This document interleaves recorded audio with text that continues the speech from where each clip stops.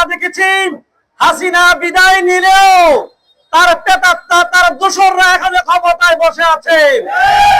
2024 সালের আজকের 5 আগস্ট 36 জুলাই একটি ছাত্র অভ্যুত্থানের মাধ্যমে হাসিনা বাংলাদেশ থেকে বিদায় নিয়েছে।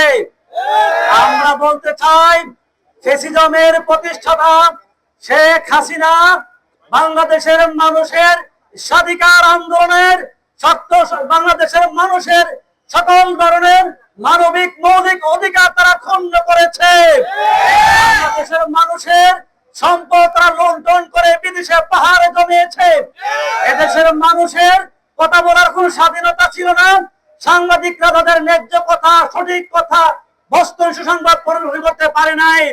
আমরা দেখেছি যারাই মুখ খুলেছে এদেরকে তারা করতে বাধ্য হয়েছে। আমরা দেখেছি বাংলাদেশের একজন বস্তুনিষ্ঠ সাংবাদিক সাগর রনিকে তারা করেছে। এদেশের যারা দেশের পক্ষে জনগণের পক্ষে জনগণের অধিকার পক্ষে যারা কথা বলেছে এদেরকে তারা দ্বিধাবোধ করে নাই। এদের পক্ষে থাকলে মুক্তিযোদ্ধা, এদের বিপক্ষে হলে রাজাকার। সেই ঢাকা বিশ্ববিদ্যালয়ে যখন ছাত্ররা কোটা আন্দোলন শুরু করেছিল হাসিনা বলেছিল তারা হতে সব রাজাকার। বিশ্ববিদ্যালয়ের স্লোগান উঠেছিল তুমি কে আমি কে, কি বলেছিলেন? কে বলেছে কে বলেছে?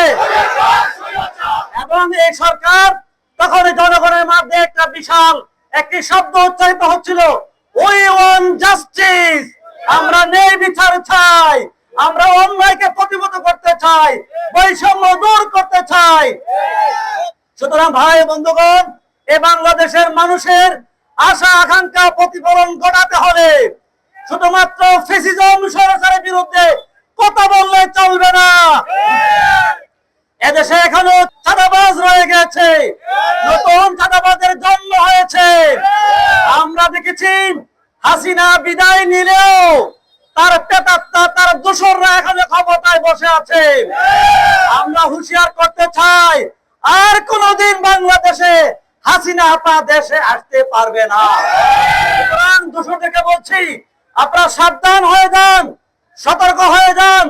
বিশ্বের ইতিহাস সাক্ষ্য দেয় যারা পরাজিত পরায়ণ শক্তি তারা কখনো দেশে আসতে পারে না।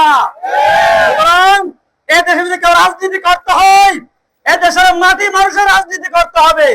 এদেশের রাজনীতি করতে গেলে মানুষের সঠিক বিবেক মানুষের 5 বুঝে রাজনীতি করতে হবে।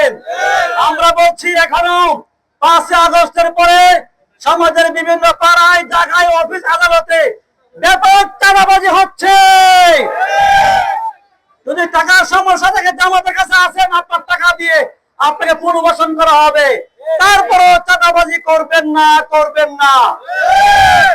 যেখানে চাঁদাবাজ পাবেন ভালো করে আপনাকে শাস্তি দিবেন। একটা চাঁদাবাজের শাস্তি দিতে পারলে আর চাঁদাবাজ সাথে উঠবে না। সুতরাং একটি সুন্দর বাংলাদেশ নির্মাণ করার জন্য, বৈষম্যহীন রাষ্ট্র কায়েম করার জন্য, ইনসাফভিত্তিক রাষ্ট্র কায়েম করার জন্য, মানুষের মৌলিক অধিকার ফিরিয়ে আনার জন্য, সাংবাদিকদের বস্তুনিষ্ঠ সংবাদ পরিবেশন করার জন্য, একটা উন্নত মডেল বাংলাদেশ গড়ার জন্য দেশপ্রেমিক জনতাকে ঐক্যবদ্ধ হয়ে আগামী নির্বাচনের মাধ্যমে জামাত ইসলামের ক্ষমতা বসালেই এদেশের মানুষের সঠিক অধিকার ফিরে আসবে ইনশাআল্লাহ।